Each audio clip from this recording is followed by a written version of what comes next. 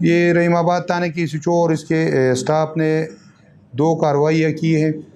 تو ان کو آپ کے گوشت گزارنا چاہتا تھا۔ سب سے پہلے تو ایک واقعہ گزشتہ بڑی عید پر مسمع صالح شاہ ولد نصیر خان سکنہ قمبر یہ عید گزارنے کے لیے سسر کے ہاں گئے تھے بچوں سمیت۔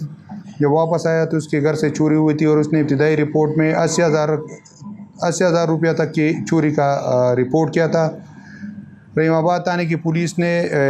جان پیشانی سے کام جاری رکھتے ہوئے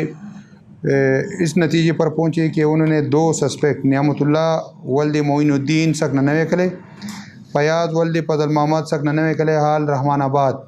ان دونوں کو مشتبہ کے طور پر لا کر انٹروگیٹ کیے گئے اور انہوں نے وقوع کو تسلیم کرتے ہوئے ان کی نشاندہی پر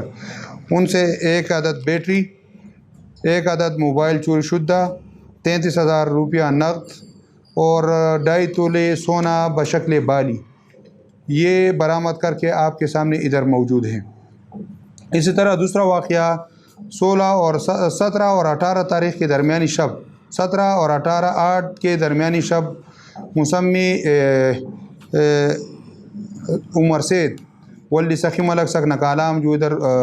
رحیم آباد میں رہتا ہے، وہ شادی کے سلسلے میں بچوں سمیت کالام گئے تھے۔ واپس آ کر ان کے گھر سے بھی چوری ہوئی تھی۔ انہوں نے اپنی رپورٹ میں بتایا کہ اس کے گھر سے 2 LCDs، 1 پسٹل اور 1 بچوں والی وہ جو خزانچی ہوتی ہے اس میں پیسے تھے، وہ جو ان کی تعداد ان کو معلوم نہیں تھی، وہ اس کی چوری کی رپورٹ کی۔ اس کی بھی چور معلوم نہیں تھی اور اسی ٹیم نے اپنی کارروائی جاری رکھتے ہوئے مسمع علی احمد ولد رحیم بخش سکنہ ناجی بابا اس کو مشتبہ کے طور پر پکڑ کر جب ان کو انٹروگیٹ کیا گیا تو اس نے واقعے کو تسلیم کر کے اپنے ساتھ شریک واردات وقار ولد امیر سلطان ساکن نوے کلے کو ٹھہرایا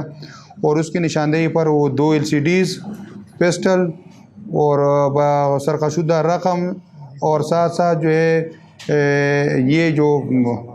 دیگر جو جتنا جو سامان تھا جو رپورٹ میں اس کا ذکر نہیں کیا گیا تھا اور آپ کے سامنے پڑا ہے وہ بھی برآمد کیا گیا اور ساتھ ہی وہ ہتھوڑا بھی برآمد کیا گیا جس کے ذریعے اس نے تالے توڑے تھے اور تمام ملزمان گرفتار ہے۔ اب یہ آپ کے سامنے موجود ہے اور آپ کی وساطت سے یہ پبلک کو ایک میسج بھیجوانا چاہتا ہوں کہ جب بھی آپ لوگ گھر سے باہر جانا چاہتے ہو، گھر کو خالی چھوڑتے ہو تو برائے مہربانی اپنا چھوٹا قیمتی سامان جس میں سونا اور نقدی اس کو تالے کے سہارے پر نہ چھوڑے بلکہ اپنے ساتھ لے جائے یا کسی قریبی رشتہ دار یا پڑوسی کے حوالے کرے۔ بہت زیادہ شکریہ۔